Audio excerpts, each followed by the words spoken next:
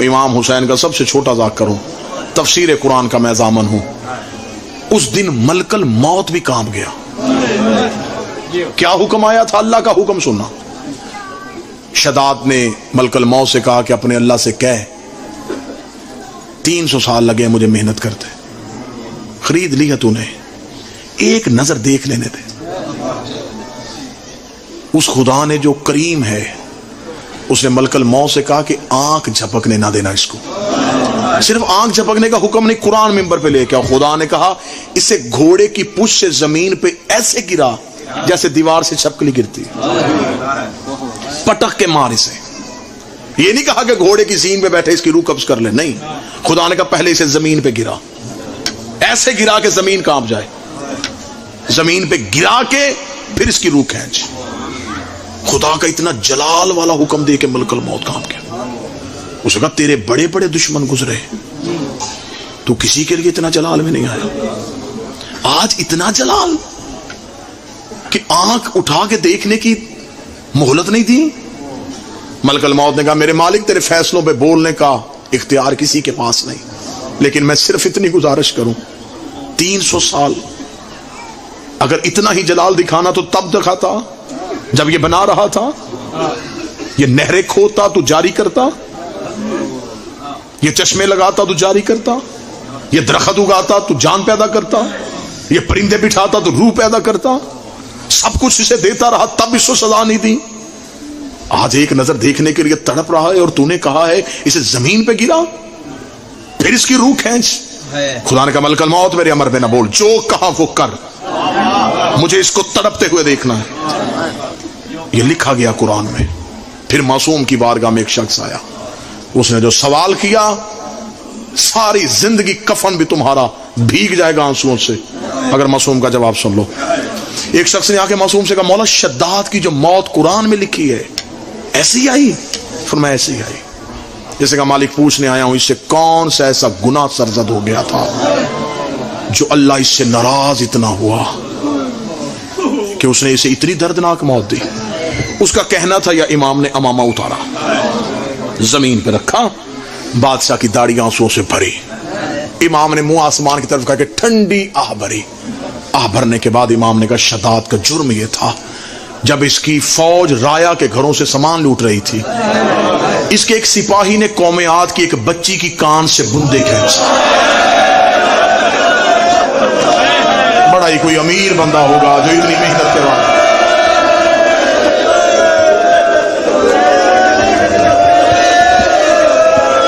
اس کے ایک سپاہی نے قوم عاد کی ایک بچی کی کان سے صرف در کھینچا.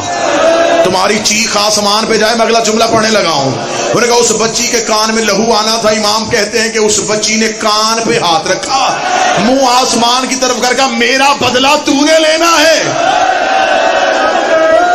معصوم فرماتے قوم عاد کی بچی کی چیخ شداد کی موت کی وجہ بن گئی. خدا کہتا نہیں ترس کروں گا اس پہ. اس نے قوم عاد کی بچی کو تڑپایا تھا, اس نے میری عدالت میں اپنا معاملہ بھیج دیا تھا. میرے مالک تجھ سے قوم عاد کی ایک بچی برداشت نہیں ہوئی. شام غریبہ حسین کی سکینہ دونوں کانوں پہ ہاتھ رکھ کے بیٹھی تھی. یہ سجاد کی آواز آئی سکینہ بددعا نہ کرنا. اجرکم اللہ, اجرکم اللہ, اجرکم. بادشاہ حسین تمہارا ماتم قبول. سکینہ بددعا نہ کرنا. سکینہ تو 3 اماموں کے رشتہ دار ہے. تو ایک امام کی بیٹی ہے, ایک ہی بہن ہے, ایک ہی پھوپھی ہے. سکینہ تو بددعا نہ کرنا. پنڈی بھٹیاں مصاحب سے پیار کرنے والی دھرتی ہے. یہ میرا ممبر پہ ہاتھ ہے. غلط پڑھوں شہزادہ علی اصغر کی عزت کی قسم کھا کے کہہ رہا ہوں حسین کبھی معاف نہ کرے. اتنی بڑی قسم میں نے ممبر سے دی ہے. یہ میرا ممبر پہ ہاتھ ہے. ابھی تک یہی نہیں پڑھا گیا کہ کتنے درد تھے حسین کی بیٹی کو. لوگ ہم سے کہتے ہیں حسین کی ماں کی شہادت سنا.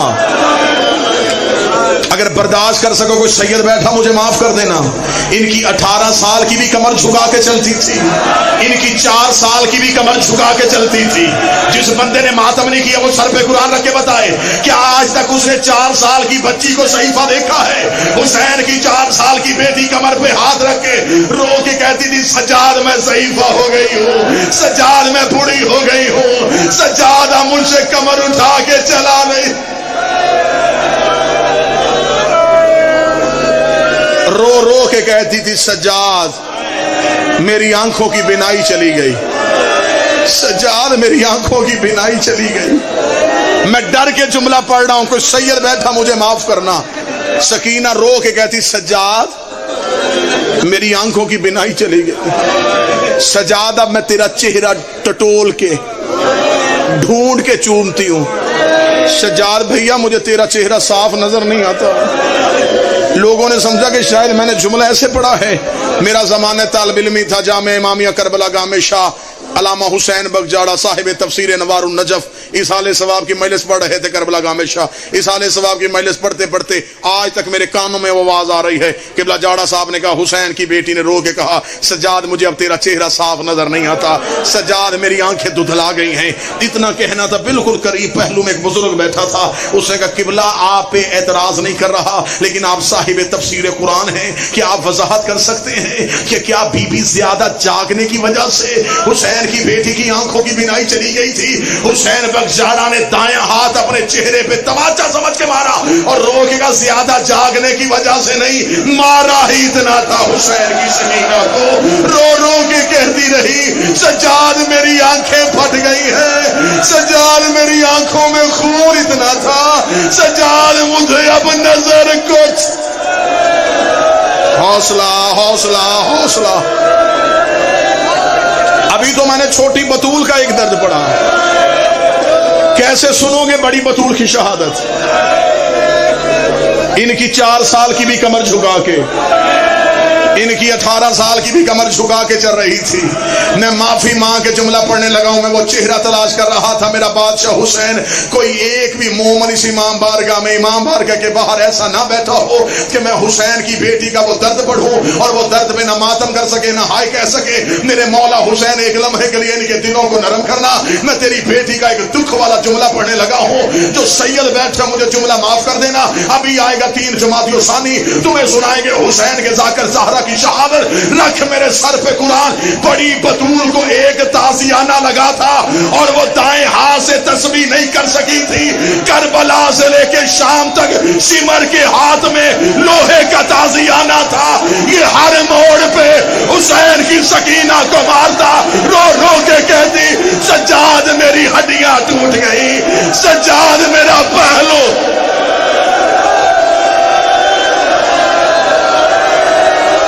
حوصلہ حوصلہ حوصلہ حوصلہ. ماتمی کے بلندی کے درجات کی مجلس ہے. میں ایک لمحہ بھی بخل نہ کروں. جن بندوں کی آنکھیں ابھی تک خشک ہیں تمہیں حسین کی بیٹی کا واسطہ, ایک لمحے کے لیے سوچو تو صحیح. کوئی کسی کے بیٹے کا تماچا برداشت نہیں کرتا. کربلا سے لے کے شام تک لوہے کا تازیانہ, ہر موڑ پہ مارا گیا حسین کی بطول کو. کتنی زخمی تھی حسین کی اماں, پہلو پہ ہاتھ رکھتی تھی. سکینہ کبھی دایاں پہلو پکڑتی, کبھی بایاں پہلو پکڑتی. اچھا اگر برداشت کر سکو تو ایک جملہ اور پڑھوں. میں یہ جملہ اسے ڈر سے پڑھنے لگا ہوں. تمہیں آج تک اس جملے کی وجہ نہیں بتائی گئی. جملہ تم نے سنا ہے, اتنا سنا ہے تم نے, تمہارے ذہنوں میں جملہ ہے, لیکن میں منبر پہ قسم کھا کے کہہ رہا ہوں تمہیں جملے کی وجہ نہیں بتائی گئی. کیا بتایا ہے تمہیں ذاکروں نے؟ تمہیں یہ سنایا ہے کہ حسین کی بیٹی آج تک کرتے میں دفن ہے. یہی بتایا. اسی درد پہ ذاکروں نے بند پڑھے, نوحے پڑھے کہ سجاد نے بہن کرتے میں دفنائی. تم سن سن کے بے ہوش ہو گئے. کیا سمجھا تم نے؟ ہمارا مولا سجاد سفر میں تھا, غربت تھی, اس وجہ سے بہن کو کفن نہیں دیا. पिंडी भट्टियां की दरो दीवार भी चीखे तो मैं जुमला पढ़ूं, सर पे कुरान रख के बताओ। अल्लाह अकबर। जाकिर अहले बैत ने दूसरा दर्द कहा, मैं एक दर्द अगर तुम बर्दाश्त कर गए तो आबद भाई मैं दूसरा दर्द पढ़ूंगा अगर पिंडी भट्टियां पहला दर्द बर्दाश्त कर गया। सज्जाद ने बहन कुर्ते में क्यों दफनाई, किस वजह से दफनाई? इमाम था जिसके बाबे का लिबास जन्नत से आ गया था, वो बहन का कफन जन्नत से नहीं मंगवा सकता था। मैं खोल के जुमला पढ़ूंगा तो यहां मजमे से बंदे नहीं जनाजे उठेंगे। मैं छुपा के जुमला पढ़ने लगा हूं, इशारा करने लगा हूं। 10 मुहर्रम को मातमी करता है जंजीर का मातम, मातम करने के बाद मातमी जल्दी से कमीज पहन लेता है, सारा दिन मातमी रहता है हल्के में, शाम को मातमी घर आता है, बहनों ने करने होते हैं भाई के जख्म साफ, मां करीब आके खड़ी हो जाती है, रोके दी कमीज आहिस्ता उतारना, तेरे जख्म बड़े गहरे हैं, तेरी कमीज तेरे जख्मों में फंस गई है। अल्लाह जाने वो बंदा शिया ना हो जो मातम ना कर सके। जिसने 4 घंटे कमीज पहनी हो उसकी कमीज तो नहीं उतरती, जिसने 1 साल कुर्ता पहना हो। इधर सकीना का जनाजा तैयार हुआ, ज़ैनब की आवाज आई, सज्जाद बहन कुर्ते में दफना दे, और बड़ी जख्म है, मातम कर जो हुसैन की मां कौन है, बड़ी जख्मी है हुसैन, बड़ी जख्मी है हुसैन की बेटी। किस किस बतूल के दर्द पढ़ूं, किस किस बतूल की शहादत पढ़ूं? ये मेरे बदे हाथ, शबीर का जाकर समझो, गरीब का मातमी समझो, सैयद जितने बैठे हो, जिस बंदे ने घर तक रोना है, जिस बंदे ने पूरी रात आज बिस्तर पे रोना है, पिंडी भट्टियां वालों मुझे इजाजत दो मैं अगला दर्द पढ़ूं, जिसका इशारा मुझे मेरे भाई जाकिर अहले बैत ने किया है। उसने कहा हुसैन की बेटी सिर्फ कुर्ते में तो नहीं थी, हुसैन की बेटी की तो रस्सियां भी साथ थी। सर पे कुरान रख मेरे, मैं सर पे कुरान रखता हूं, पिंडी भट्टियां के इस इमाम बारगाह में मैं खड़ा होकर दर्द की वजह पढ़ूं, तू सिर्फ मातम कर। मैं मिंबर पे वादा करता हूं शब्बीर की मां की इज्जत की कसम देके, ये दर्द वो है जो आज तक सैयदों के दिल में छुपा है। 12वां आज भी इस दर्द को लेके पर्दे में रो रहा है। तुम्हें जाकिरों ने बताया कि हुसैन की बेटी की रस्सियां नहीं खुली थी, सर पे कुरान रख के बता। अभी 25 रजब को जिसकी शहादत मनाएगा वो 14 साल का कैदी था, उसके लोहे के जेवर खुल गए, सकीना की रस्सियां क्यों नहीं खुली? सैयदों की ये पहला जनाजा है जो रस्सियों में गया। हर कोई कैदी था, कोई जनाजा रस्सियों में नहीं गया। फिर इस मासूमा का जनाजा रस्सियों में क्यों गया है? तू मातम कर ना कर, शाम वाली मलका जाने। मुझे गरीब की इज्जत की कसम है, एक बंदे ने मेरे 7वें इमाम से पूछा, उसने कहा बगदाद का कैदी मुझे बता, तेरे दादा सज्जाद ने अपनी बहन की रस्सियां क्यों नहीं खोली थी? मूसा काज़म का सर दीवार पे आया, आवाज आई मेरा सलाम उस मासूमा पे जिसके हाथों के जोड़ टूट गए थे, जिसकी कलाइयों के जोड़ सलामत नहीं थे। उसने कहा रस्सियां क्यों नहीं खोली? इमाम रो के कहते अगर सज्जाद खोल देते सकीना की लाश ऐसे बिखर जाती जैसे कासम की लाश करबला में हुसैन मातमे हुसैन।